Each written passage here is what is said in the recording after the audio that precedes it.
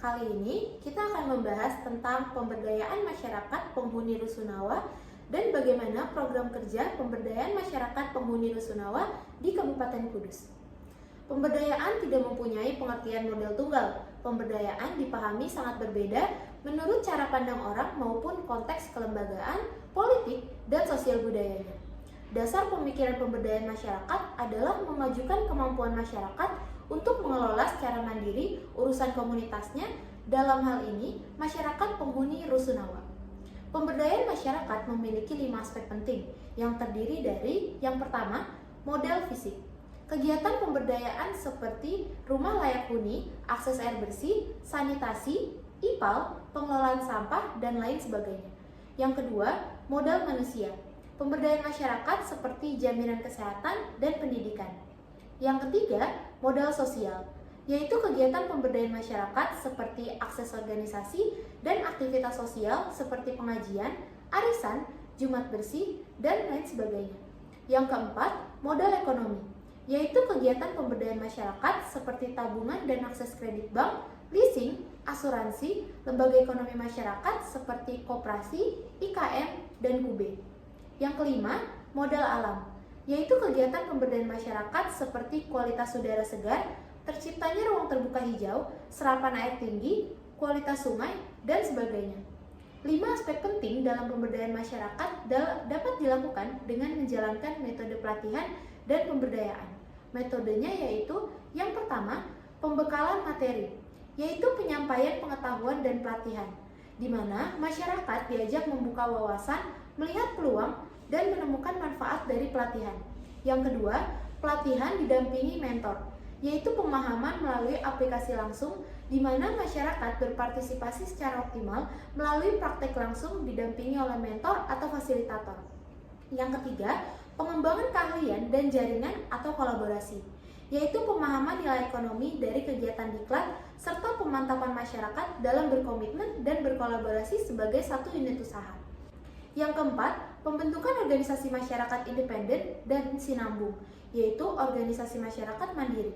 Melalui bimbingan terpadu, peserta memiliki keahlian baru, membuka peluang usaha, dan mampu berorganisasi secara independen yang diharapkan mampu terus bertumbuh dan sinambung.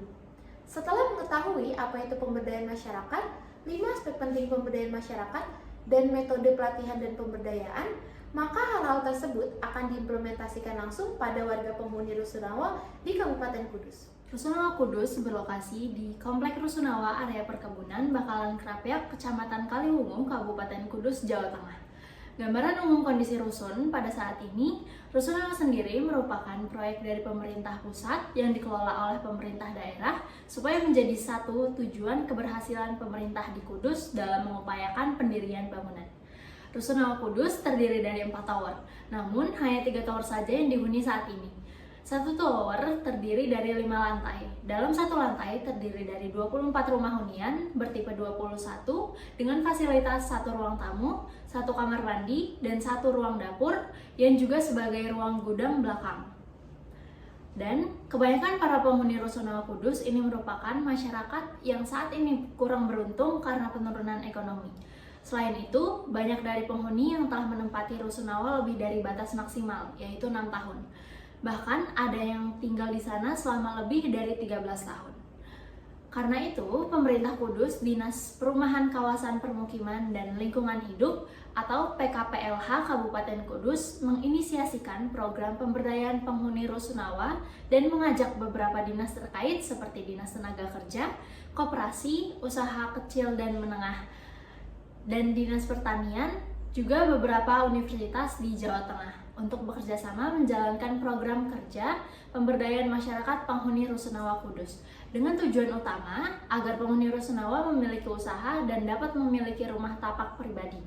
Di lain sisi, juga pemanfaatan lahan kosong agar menjadi lahan ekonomis di sekitar Rusunawa. Nah, setiap dinas dan universitas memiliki peran untuk membantu dalam program kerja pemberdayaan masyarakat ini. Yang pertama, Dinas Tenaga Kerja Koperasi Usaha Kecil dan Menengah memiliki kurang lebih 64 pelatihan yang dapat ditawarkan untuk penghuni rusun. 64 pelatihan itu dikelompokkan menjadi 5 kelompok besar, yaitu dalam bidang pertanian dan budidaya, kerajinan tangan, pengolahan makanan, tata kecantikan dan rias, dan menjahit dan juga lain sebagainya.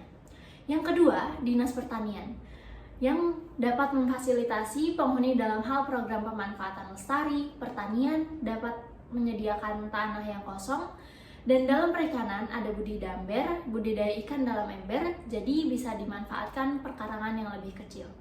Kemudian, teman-teman mahasiswa di sini juga berperan penting dalam hal pendampingan langsung kepada penghuni rusunawa.